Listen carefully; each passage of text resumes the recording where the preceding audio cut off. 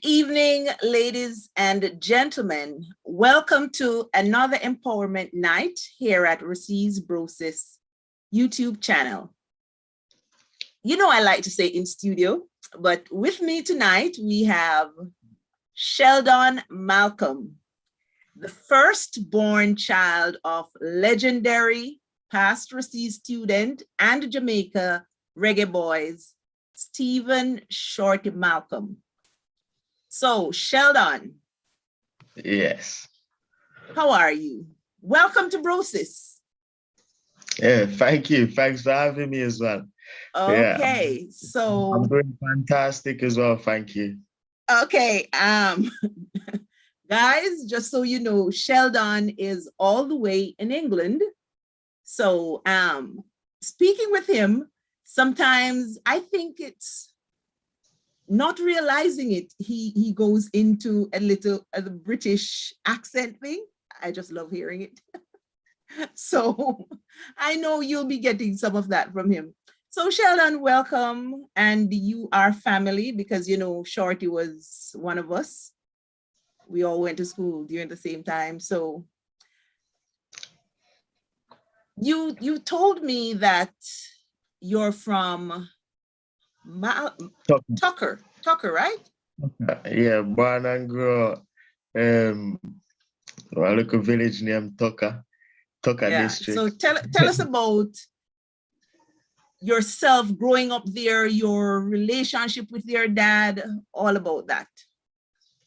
Well, I want to hear about your community first.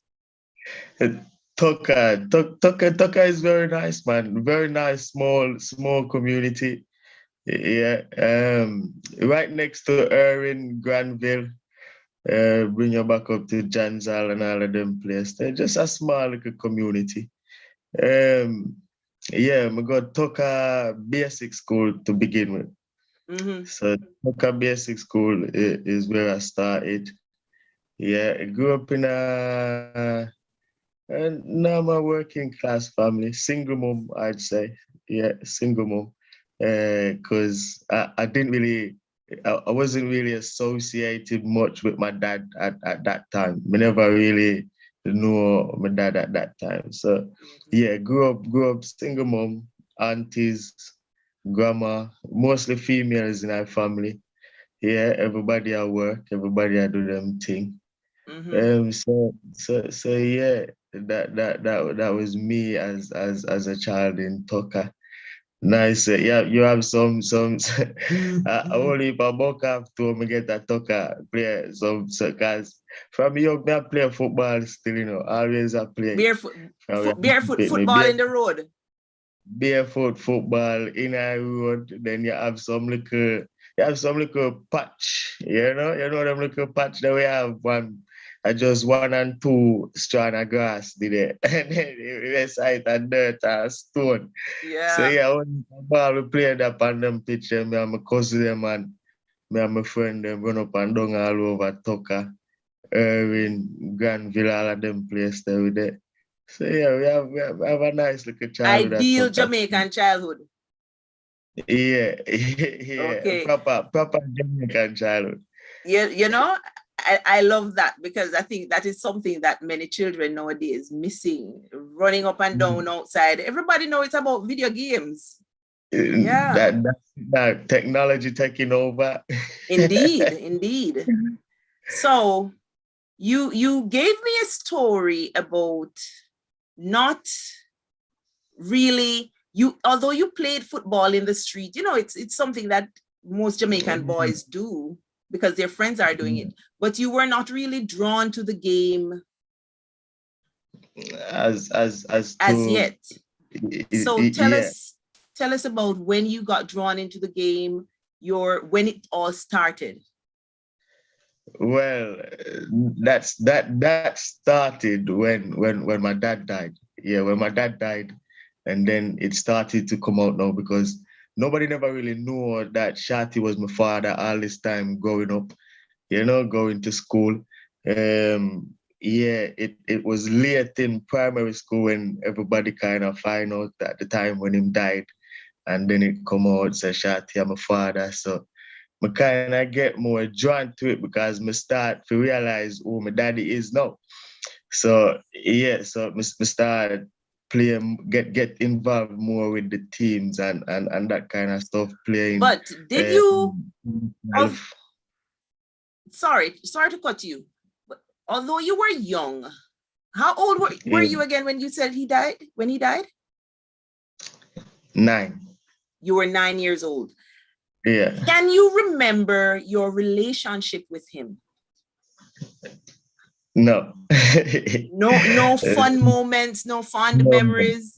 Oh, it's just like, well, my mother tell me something, talk to him one time on a phone call, you know, and tell me something if I come look for him and all of them things, but me never really have that relationship there with my daddy still, because it kind of got deep still, because the side of family there, me not even know my daddy's side of family until later, till after him died. After he died. Yes, and everybody start know say a shorty son this, the first one, the oldest one. So we need to get to know him. So I so come start get to know everybody now, my dad's side of family, and get to find out more and more about my father from just being around people that can speak about, like friends them who I grew up with, players who I play with, and family members that's from his side as well. So I never have no relationship with my father. As I say, single mom, 4 away at the time. So yeah. Okay. So okay then. So you never really had a relationship with him, but it was because of his death that you were drawn into the game, because I guess persons telling you about him, you know, get the realization that, wow, this man was somebody worth copying. Yeah, so I if we go up on the big pitch now, I represent. I know like kick about on the local street side football no more. And no, that's not it no more. Because I did always have a love for the sport and it just come natural. You know, so when we figure out say yes, I'm a daddy this and this are them thing I'm going with. So if you get out upon the big picture, I represent. Okay, so it's like almost like being the firstborn, you had a reputation to live up to. Something like that, yeah. Okay, so tell us about your schooling and the fun things you did. My best years at school was in high school. My 5 years at high school, my best and years you went at to school. Maldon High, you said? Maldon High School. Catching all did nice. Catching all was nicer even when people find out say Shanti I'm my father. So from that there and going into high school with that kind of have that reputation there already. So yeah, high school is nice. Like the so reception. Persons were expecting a great deal from you now. Yeah, plenty of friends. Mm-hmm. Yeah, and most of my family them went to Marlon school anyway, because most of my cousins them play football, like really good footballers as well, like really talented footballers as well. Marlon school produced some really good footballers as well. We know, yes. So unfortunate, I see a couple of them are playing Premier League and them thing there, you know, like what them call it down there, the Red Stripe League and them thing there.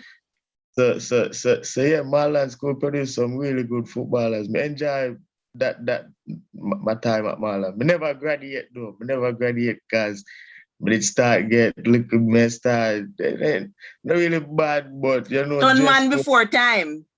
No, we not stick to dress code and them thing there and then get now a little bit of trouble. But me enjoy my time at Marlon. Best school in Amobia. We need to and you represented Maldon in the Da Costa Cup? That Costa Cup thing now, me play under 16. Me play more match under 16 than more than play that Costa Cup. Because me never really go a camp and them thing there for the Dakar Cup thing. Okay. So it's like, because remember, me tell us mommy is a single mother and them thing. Them. I don't want to put too much pressure upon her, which my mom was in England at that time. So my mom migrated the same year that my dad died. Later on that mom migrated. So all of the rest of my primary school and all of my high school, my mom was in England. So, yeah, I didn't want to put too much pressure on her. So whenever I did used to request most things for football. Football boots and them thing then is not a necessity. But you know, she have to pay a school fee and buy books and bag and uniform and school shoes and all of them things. So very conscientious young man. Yeah. So me used to play a whole heap of football. But then you said you also played for Seba. So tell me how that went. How did that happen? Seba was a nice experience. Because when we got Seba, I think they just bought that land run by Tucker. So Seba was local to me anyway. So me used to walk that training when I training time. And then they just start build up the pitch fresh, brand new, fresh grass and clubhouse, nice, everything, gym, everything. I had the privilege to be around people like Leroy Foster, people like Laxi, Loxley Graham. No, Laxi Reed. Laxi used to play. Loxley Reed. I'm mixing up with that. Yeah, I know Loxley Reed. Yes. Yeah, Laxi used to play only for Corner League, Granville. And these guys would have also played with your father. So I'm sure they took you under their wing. Somewhat. Well, to somewhat. Me quit Seba when Leroy take over with team. I said, I'm not playing no more ball for Seba. So why? No, me didn't feel like say them time they made it ignorant. Them time. You know, certain things like certain ballers start coming and me start sit down on bench, and you know, big baller can't sit down on bench. So so you allow your pride to get in the way. Yes, something like that. Because I love my football, you know, I cry when my team lose and them kind of thing there. And at Seba, we lose final 2 years in a span straight, like penalty shootout and them thing there as well. We cry all the time we lose.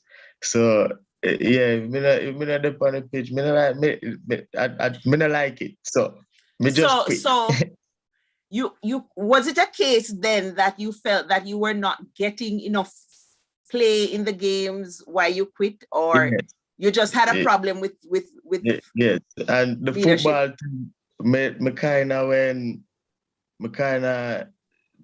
the interest level was up and down, so me never were really as interested in it as much, because me know say me I come to England. Well, me hear say me I come. So it is like, so it wasn't a case where you quit because Leroy took over. It was a case because you know you're going to England. No, you start drop the catch. No, me didn't have up Leroy. No joke. Me didn't have up Leroy because me think Leroy did the bench me and I pick some man over me. You know, you think as your baller, you play every game you play with that the manager there. We've been through Colin Maxwell. Yeah, big up Colin Maxwell. Colin Maxwell teach me how to use my left foot. T got Davis and them man there. So when Leroy take over now and me say I bias thing this. So me just left. Plus me know say me I come to England. So me not have up Leroy now, you know, because me grew up now. Because you know better now. You know better now. I know the structure of the thing now because me a coach manager myself. So I know the structure of the thing and I know it work. So Whole heap of respect to Leroy Foster. We love him to me heart. I am sure he's watching. A big baller. I wonder though, Sheldon, did he know how upset you were at that time about? You never know. You never You know. see, a little confession is good. You never know. You never know. On top of the day, Seba them time they talk. Yeah. Okay. More when they them time there. So you, as the son, let me ask you a question.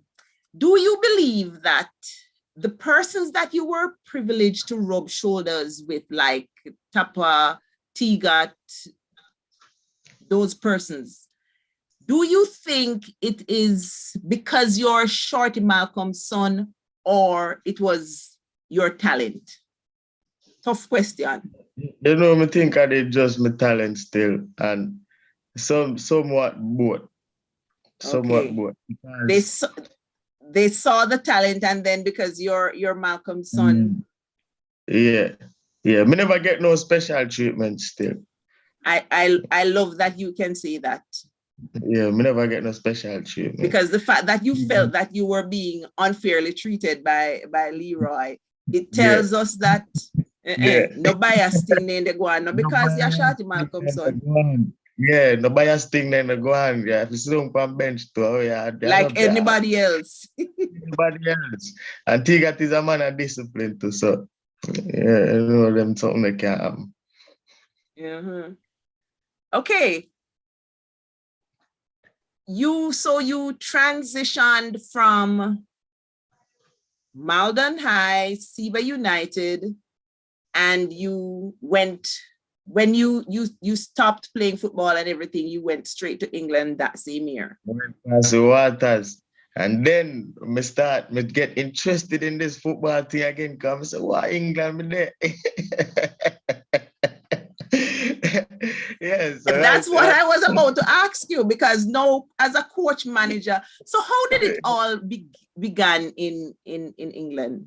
How you got into the game? It was hard, like a lot harder than how it was in Jamaica. Like getting into the game, like because I had to climatize as well, get used to the climate and all of that kind of stuff. So it was. It hard. Me did at a disadvantage still. And me get a couple turned on, couple manager tell me say you're not ready yet. So yeah, me did have to go back to the drawing board. Me did have to go train hard. Me did have to go run some early morning or something when me really serious. But one time I kind of give up. Because when I train with a scout from Crystal Palace. Yeah, yard youth same way, and you rather big up yourself. Yeah, him did kind of equip me for bring me on a trials for Crystal Palace and thing, but me couldn't afford the expenses because me live at Birmingham and we are London that. So me couldn't afford the back and forth. So I say, no, I need to work, you know. Yeah, I need to go work. So yeah, me did stop playing football. I get a job, but during my time working, I was still looking for teams. So I signed up on these websites. You know them. You have some football websites where you go in, you do a little profile thing, and you just leave it there. Managers, all sorts, will see your profile. If they're interested, then they'll give you a shot. Hold that thought there, not to throw you off. How old were you when you went to England again? 17. And how old are you now? 30. Okay. Because I am sitting here, and you know, I said this to you before. When you go into the British accent, it's almost like it comes so natural. And then you just switch into the Jamaican patois. I enjoy hearing it. So you were saying, so you signed up to those websites. No, a manager called me to play Sunday League. So I say, play some Sunday league. So the Sunday league now, that got me playing more and more and more. So now I'm getting used to the Was climb. that Sunday league thing, was it for a club? Yeah, this was for a club near Brit Walliston. I play a couple of years for them still, like a couple of years well, I play for them. Like it's okay. It's okay standard. It's okay standard. We enjoy ourselves and that made me get used to the game more. And then a Saturday team called me. The Saturday teams now, they're different standards now, higher standard. Now the Saturday team that called me, that's the same. That's this one here. So from them call me, me just kind of stick to them because them called me from brand new when they were just building. And meanwhile, me I play for them. Remember say, me tell us I'm go a whole heap of club already, you know, and them tell me I'm not ready, all kind of something. Then meanwhile, me there my Saturday team now, Northern Cairns. I get offers, so may I start get the offers them now. Because But they start me not seeing like, your skill. yeah, but me not like the offers them when me I get still. Me not get the offers, me not like them the one day, because it didn't sound like that they was asking me to leave my club and just come and sign with them straight away.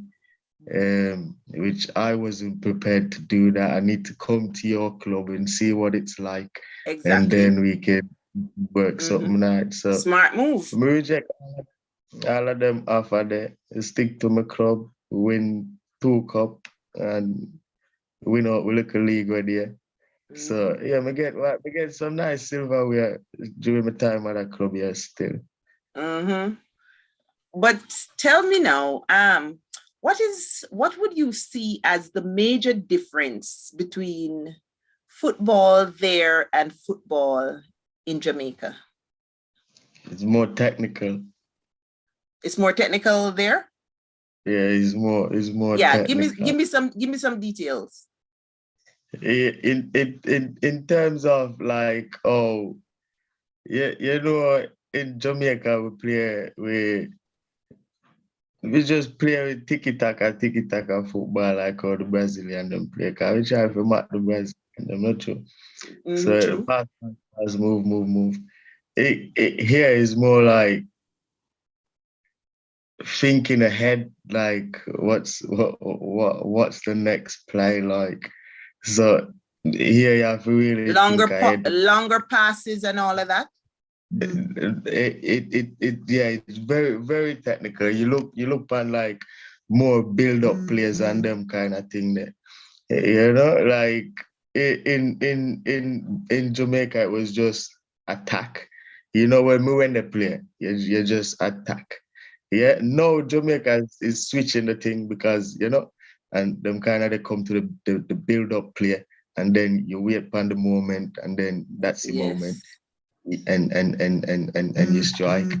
So yeah, would I say in terms of that technicality, Jamaica was just like when I was playing football, I'm talking about my experience. It was just going at it, yeah, attack, and defend when you can. It wasn't knocking. Yeah, but when I got here, it was that kind of football where it's more technical and stuff. But so, how did you get into coaching? Yeah, coaching. I got into coaching like it happened like purely by chance. Yeah, because at the time I was jobless actually. Yeah, because I was working for an agency. When you're working for agencies, you're actually jobless because they only call you in when they get the hours. So we used to go to this thing called the job center. Now the job center used to give us like job options, different job options and opportunities on training and them kind of things, government funded programs and that kind of stuff. So yeah, the lady in there handed me these flyers one day. She was like, you're interested in sport. Have a look at this. So I had a look at it, and it was one of them government funded work schemes and stuff. So yeah, applied for it, got in there. At this point, I never had no coaching qualification. But the good thing about them programs is that whilst you're working, you're getting qualified. So it's like an apprenticeship, but it's not an apprenticeship. Okay. Yeah. So that's how I got my first coaching qualification So through doing. what age group were you okay, let me get this clear. So you signed up for this coaching thing and you're getting paid while you're learning. Yeah. Okay, so what age group did you work with? Well, I was working with ages from 5 up until, because I was even in nurseries as well, because I go into nurseries and I teach sports, because I'm not just qualified to teach football. Mm-hmm. I can coach whatever sport. So Nice. so yeah, it was from 5, and I used to go up onto about 14, 15, because I used to work in community centers with the older lot, the teenagers, 14, 15, 16-year-olds, doing sports with them as well. So So yeah, from 5. All of that qualification that you speak of, different Yeah. sports. What other sports? Basketball.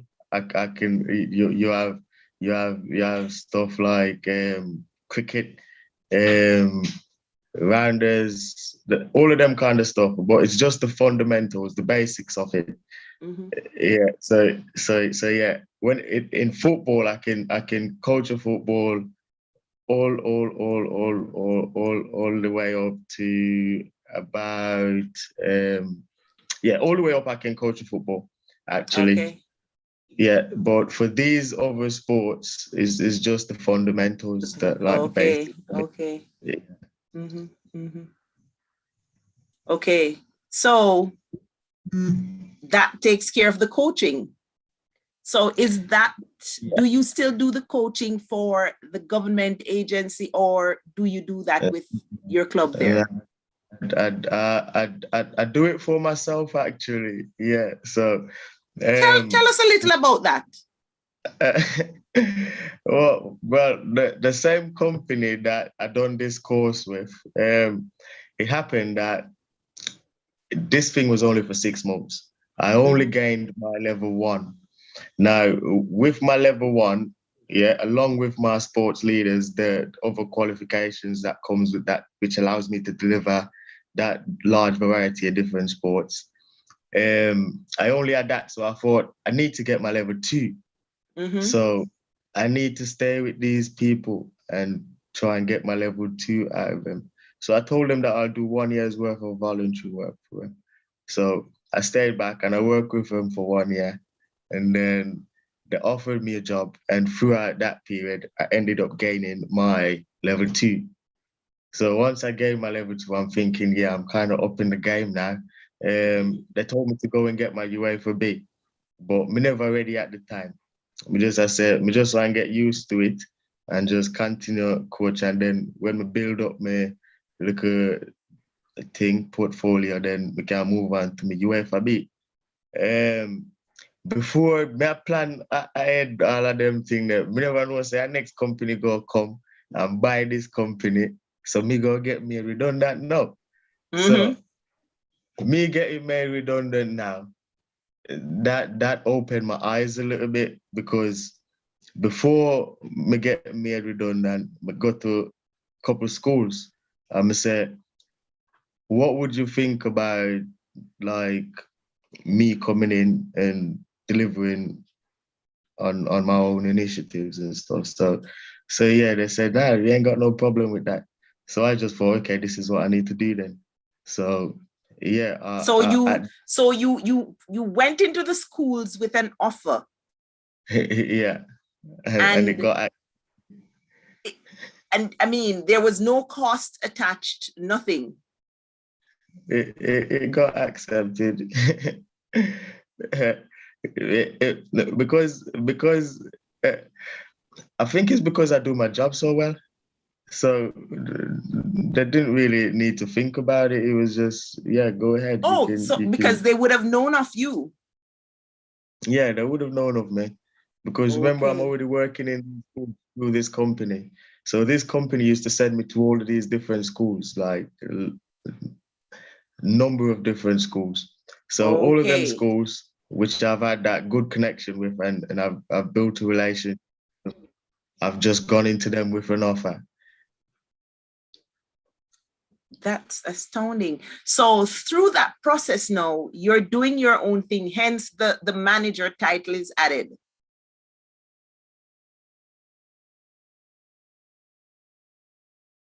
You got that? Yeah. Okay. So I heard you mention something before, something like UEFA B or UEFA bid, something like that. What's that? The the UEFA B, that's the next level up. That's where I can do like the work that Tiga is doing. So Okay. that So then allows you me could to coach coach big teams like Manchester City teams. and Like all yeah, like right. them kind of teams. I can coach them teams now, but it would be at academy level. Yeah, so I can do it at academy level now. Um, Okay. gain the UEFA B and that bring you up the next level, so I can That's go with the awesome. And so you know what? Sitting here and listening to you, you know what I admire? It's the fact that you were willing to offer your services, volunteer. And yeah. through volunteerism, and this is what a lot of young people don't get, you know, everything cannot be measured in dollars and cents. Nah. And a lot of doors will open for you just by saying, I am willing to do this. And out of that willingness, you find that persons are willing to pull you in, offer you assistance where it's needed. Yeah, That is, you just show good work ethics and yeah, that will get you a far way. that's admirable though. At 30 years old. Thank you.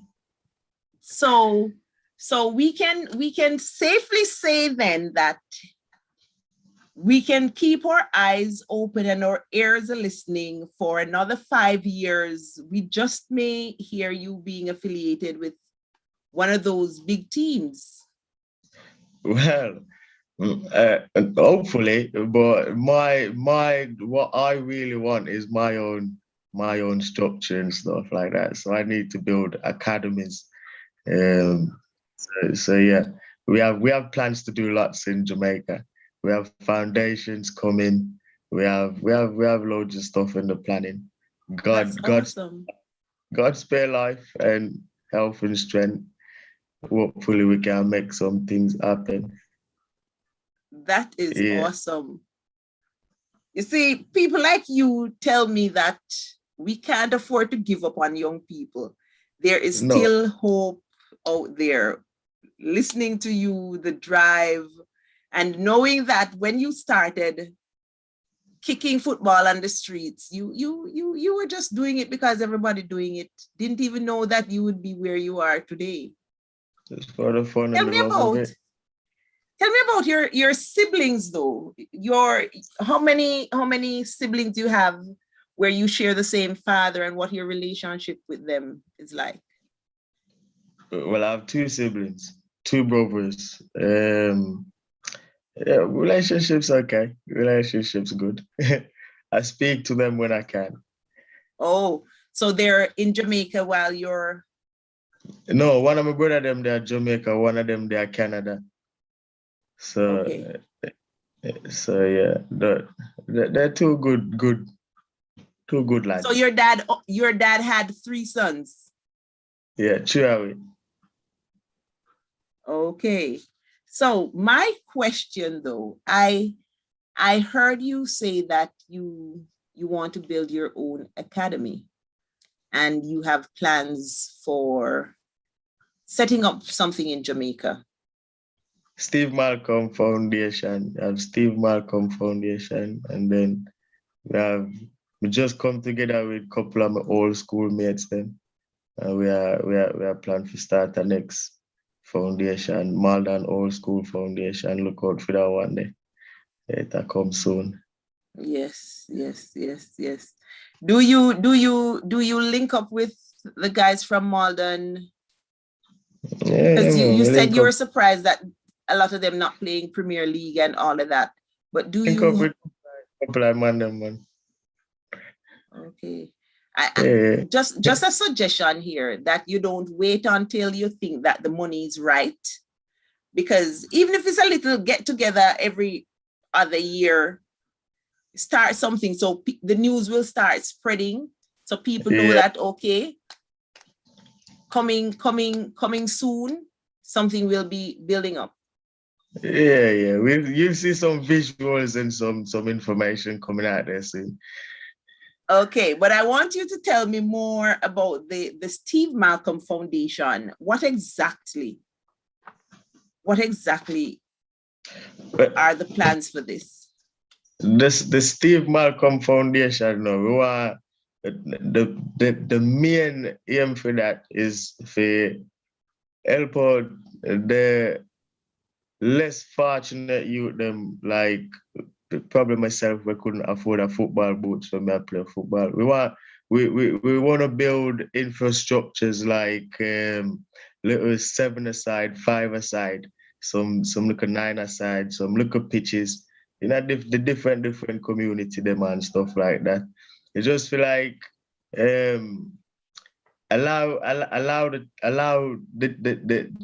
youth them if you can come out and enjoy something really and truly. We want to have some fun days, and so we want to bring back some fun back in our community then. But the main aim is to build a academy around this where you get players leaving Jamaica, come to England, not just players, but coaches as well. Get the experience, bring it back, and then we can utilize it there. So Awesome. yeah, Awesome. so them are the kind of things that we're looking into, and we already have one and two people like that's connected to them levels to sort of like bring us through on them on them journeys as well. That So was going to be my next question, because I know it's somewhat in the incubation stage now. So my next question was going to be, do you like have a connection? Do you have Jamaican connections where you know that in a few years when things are ready, you can say, come, let's get this ball rolling? yeah, man. Jamaican connection. Every people when I live down the night, cause me know Lee. Lee's supposed to be a part of Brosis thing as well. Yeah, Yeah, man. Lee had the whole heap of work already, man. So Lee don't start whole heap of gun work already. So all we need to do is just bring Lee thing out of Hanover and just spread it across the whole island. And join that with our little thing, and then good to go.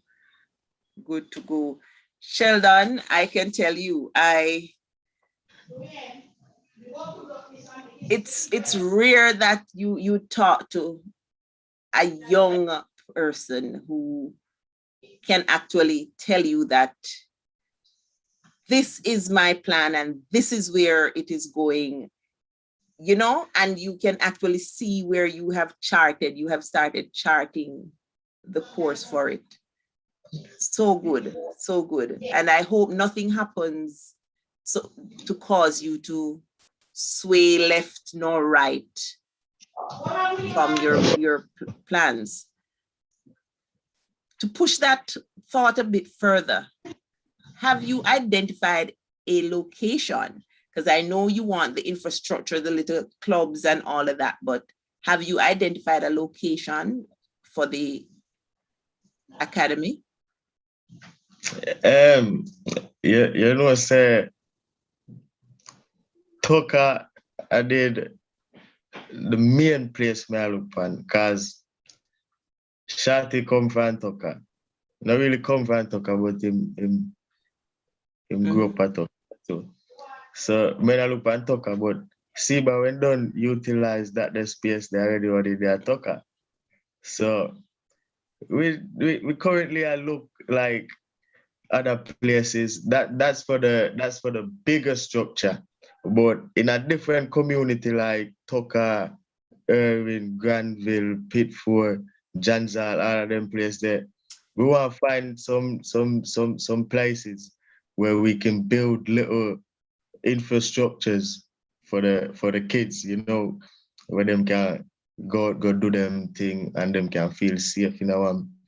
Just a little patch and you know, parents will look over them good, them go home and everything's okay. But for the bigger thing now, we need to find a area which would be suitable for that. So that's something that I need to look into actually. Yes, I think so. And I wouldn't want to tell you to move faster than you're moving, because I know persons like Lee, very, very progressive. So I know you're already, the thoughts are already in place, but I'm going to link my next question to your plans. With the level of criminality in those areas, in the Montego Bay region, with the scamming and everything though, how successful do you think? I don't think that we are trying to tackle, you know. Some people tell me say it can't happen. But we are trying to bring communities back together. We are trying to cut out the violence and things. That's why I say we are doing it for the pitney them. We are doing it for the big people. Them. So once the pitney them enjoy themselves, everybody else must can enjoy themselves as well. Yeah, so that's what we're doing it to tackle all of the violence and all of that stuff. It is sad that persons are saying it can't happen, you know, because anything that is properly packaged can be sold. You can sell ice to an Eskimo if you package it and use the proper marketing strategies. So it is sad that persons are saying, you need the people who say can't happen to say them things, because that kind of give you a drive to prove something, innit? Yes. And these same persons in short order will come on and say, why? Me never know, you know, man. Trust me, you yada yada yada. So that's good. That's we good. just have to reach out to you, the many. Reach out to the youth, the man then. Because guess what? Problem. My philosophy is, you know, you see, if you can't save one young man from the gun, that is an entire generation you would have saved. Yeah. So you see those persons who say, boy, it can't happen. Try not to look at it holistic, where you just come wholesale. Boy, all of the youths in the community come on and re. If you can reach one, and guess what? That one will have a brethren one pull. And before you know it, you reach two. Because me and you know, Sheldon, you have whole heap of youths where football saved them. Sure, yeah. If I never football, we then can go get rid of some of the pent-up frustrations, then can find somebody where they can sit down and reason with. A lot of them would have maybe 6'6" by now. So I'm just disappointed that persons are trying to discourage this thing. No, you got have them people there. You got have them people, man. But the naysayers. We need them people there, you know? You need them because they're going to be the motivating force in everything that you do. And motivate me. Okay, so you are in England, so you don't work otherwise. Your main job is coaching and managing, right? Coaching and managing. I have a few more ventures actually. Venture in music, record label, studio. Hold your horses. Malinka man. Well on, man, wheel and come again. Wheel and come again. You know what? What music? Music label, record label, studio. We can. Are you serious?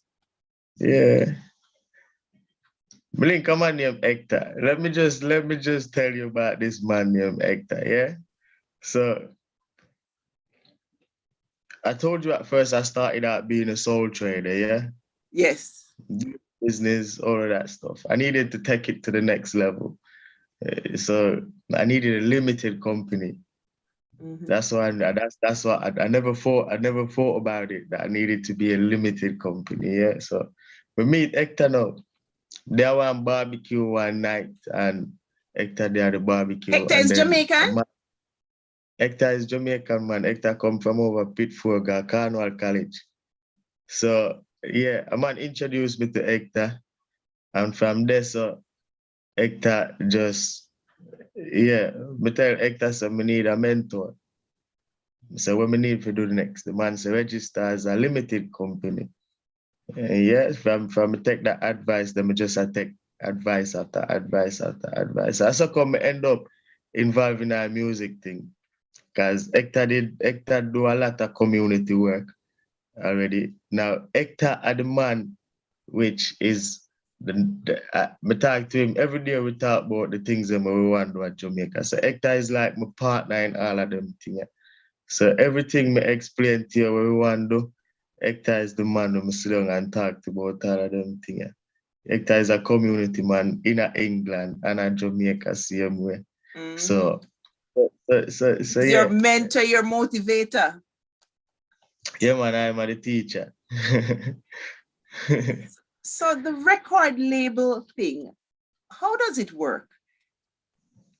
You have like a recording studio? We have we can record, we can release tracks, we can manage artists, we can do the whole lot. So what have you done with that recording label so far? The projects are in you can look out for a couple of projects coming out soon.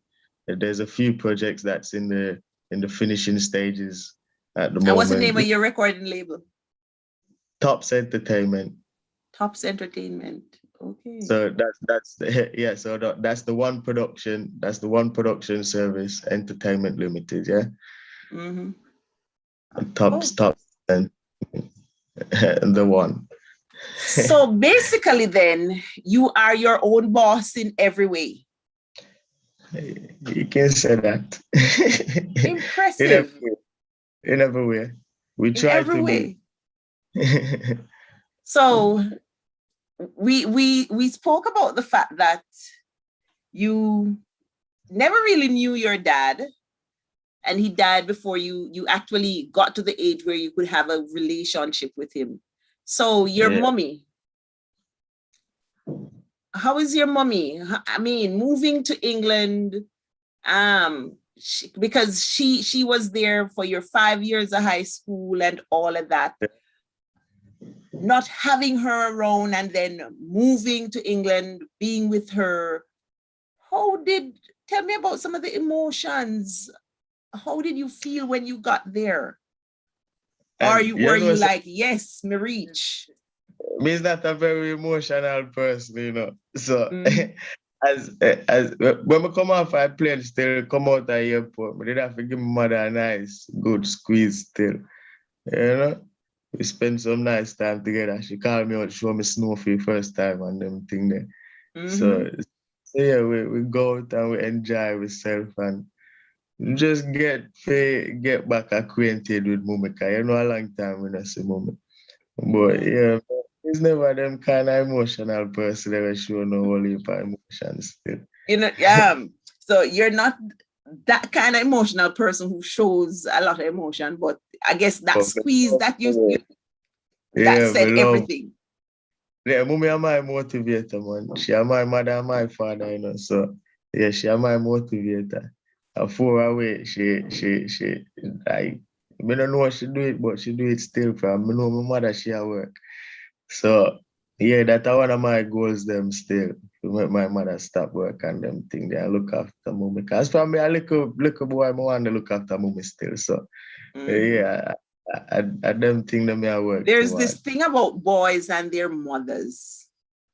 It is said that boys have this special, and surprisingly, you would think that the boys would be more drawn to the daddies and all of that, but surprisingly, it is the mothers who seem to have so much influence on the boys. It's the mothers, man. But my father have only by influence for me, you know, because a lot of my actions me do naturally. And I think everything when I do naturally, that are just my father. So a lot of times me get reminded of my father.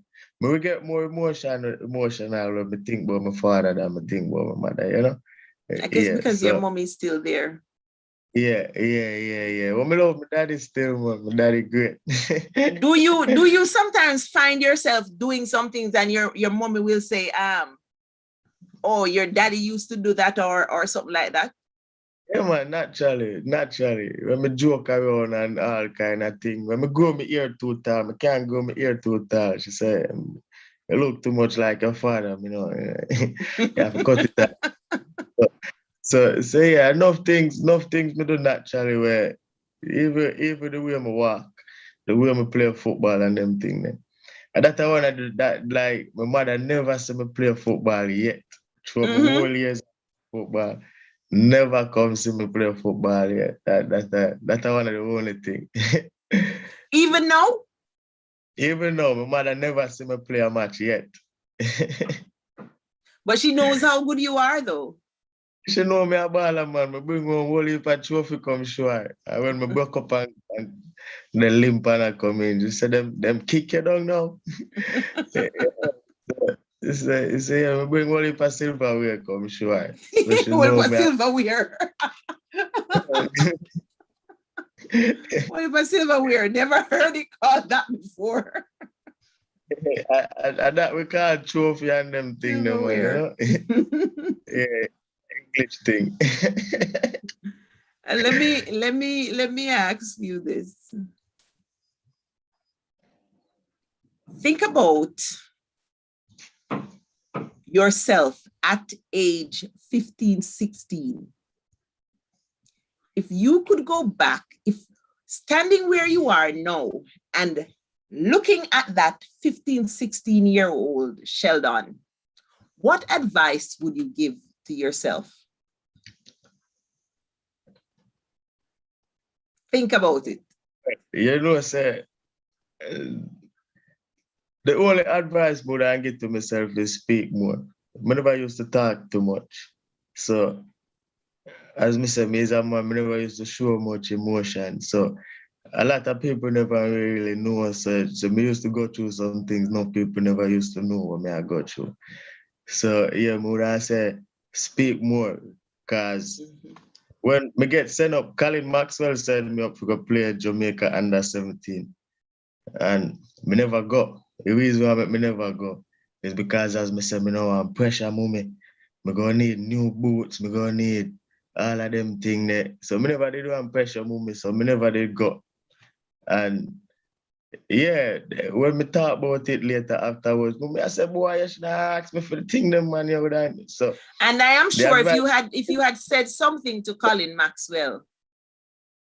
Colin know a situation, man. Colin a good man. Colin's running. Colin around whole heap of project. I think Colin kind of probably give up now because Colin can't get no funding and them thing. Colin try with me still. Colin have whole heap of programs where I'm gonna pit for the youth them over pit for him. Try get funding as me say it never work out. So Colin do as him can. Colin know the situation, him do what him can. You know? Colin used to play football and them thing, man. Colin used to make we get money.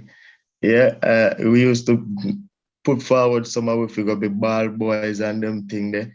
You know, when the senior team are play, Yeah. they get a little pocket money, see me. So Colin used to look after him, man, but him could only do so much. As him still at the right now, because Colin is a community man. But how did you feel, looking back at the situation and knowing that was almost like an opportunity to stamp Sheldon Malcolm on the Jamaican market where football is concerned, and you missed that. How did that make you feel? That was it. But after I think about it afterwards, everything happened for a reason. Maybe I wasn't destined for that direction. You know, so direction when we get lead forward to, me can't complain. That was because couple man go up, you know, couple of man them go up there and the man them run come down. Why would they? No man training hard. So you can't do this. but yeah, but Sheldon, they come back and said training hard and all of that. But I am taking it that you're made from a different cloth, because you don't seem like the kind of person who would just give up just like that. Yes, I wouldn't ease it, man. Wouldn't get in easily. Like easy. Easy. We are boss lace. We are ball, you know. We can pass, we can do everything. I love your confidence. We get the privilege to play with a few greats still. Not some people claim to them a baller.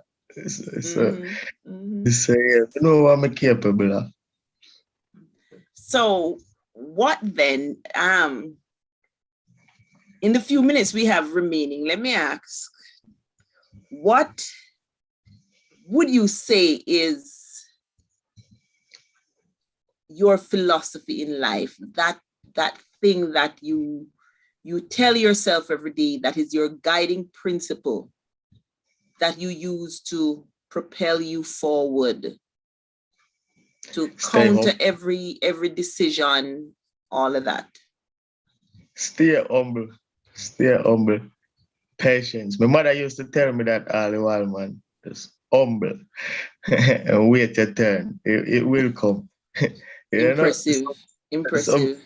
Wait them turn. So yeah, that's it. Just be humble and wait the turn. And because I've seen it played out. So yeah, me always just feeling in my head. If something don't work out today, then it might work out tomorrow. If it don't work out tomorrow, it might happen the next day. So just keep push forward, not you. Yes. I love that. Humility and patience.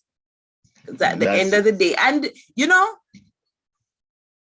that just confirms everything that you have said for the past almost hour, a few minutes shy of an hour.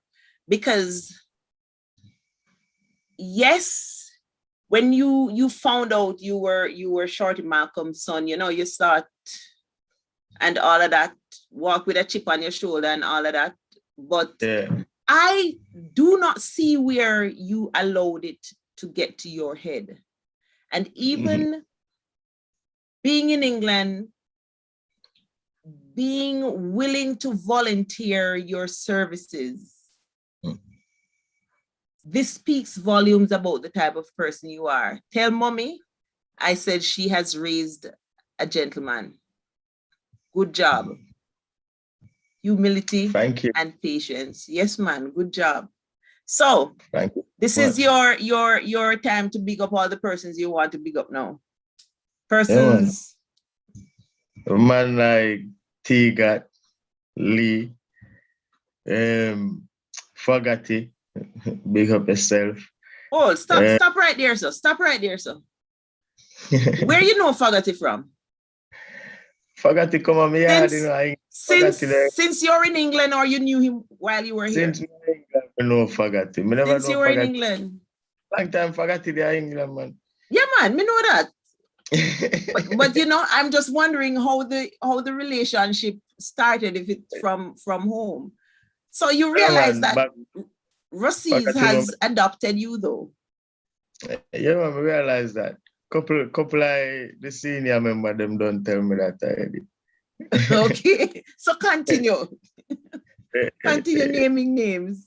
Yeah, man, people like Byron, people like Andre Arton, teacher that Hector, big up yourself.